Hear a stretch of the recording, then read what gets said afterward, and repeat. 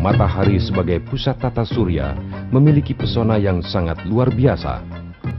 Dengan suhu 14 juta derajat Celcius pada pusat intinya dan sekitar 6.000 derajat Celcius pada bagian luar, sangat layaklah bila disebut juga sebagai tungku api raksasa. Sebagian kecil panas yang dipancarkan sampai ke bumi menjadi sangat vital bagi kelangsungan seluruh hidup dan kehidupan. Pancaran energi yang sangat dahsyat menakjubkan, baik kekuatan maupun manfaatnya ini, dari manakah datangnya? Dari mana bahan-bahannya diperoleh? Pertanyaan-pertanyaan yang tak akan pernah tuntas terjawab.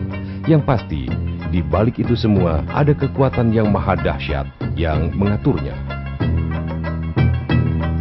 Dari seluruh anggota keluarga tata surya matahari, tak ada yang lebih utama dari sebuah keberadaan planet yang di dalamnya menyimpan misteri terbesar dari perjalanan jagat raya tentang hal ehwal hidup dan kehidupan, yaitu bumi.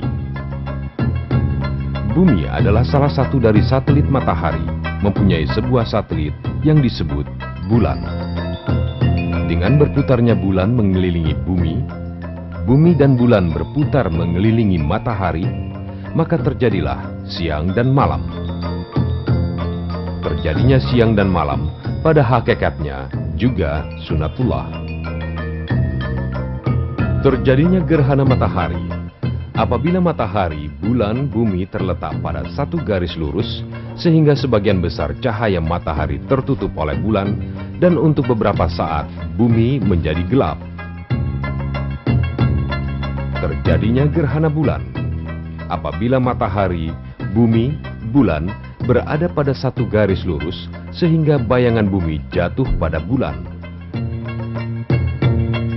Terjadinya pasang surut air laut karena gaya gravitasi antara bumi dan bulan. Terjadinya hujan karena matahari memanaskan air yang ada di laut, sungai, dan dalam tanah. Setelah itu berubah menjadi uap air yang kemudian naik dan berubah menjadi titik-titik air, dan setelah cukup banyak terkumpul, maka terbentuklah hujan. Terjadinya petir apabila awan yang mengandung bintik-bintik air bermuatan listrik positif bertemu dengan awan yang bermuatan listrik negatif, terjadi lompatan listrik yang terlihat dari bumi berupa kilat. Bumi secara fisik terdiri dari selubung udara, air, dan daratan. Selubung udara juga disebut atmosfer yang berlapis-lapis. Selubung udara bumi atau atmosfer ini merupakan perisai pelindung dari benda-benda angkasa berbahaya yang setiap harinya ribuan meteor menerjang bumi dan sebagian besar musnah terbakar sebelum sampai di permukaan. Air. Dari 9 planet yang ada pada tata surya matahari, bumilah satu-satunya yang mengandung sejumlah besar air. Lebih kurang 3/4 bagian permukaan bumi tertutup oleh hamparan lautan luas. Air memainkan peranan besar atas perubahan-perubahan atmosfer sebagai perubahan cuaca. Mata air yang berkumpul menjadi sungai-sungai, sungai-sungai yang bermuara di lautan, sungai, lautan, samudra, semuanya itu menjadi kebutuhan untuk sebuah kehidupan. Bumi dan segala perangkat yang melengkapinya, udara, air, daratan, memungkinkan terjadinya kehidupan.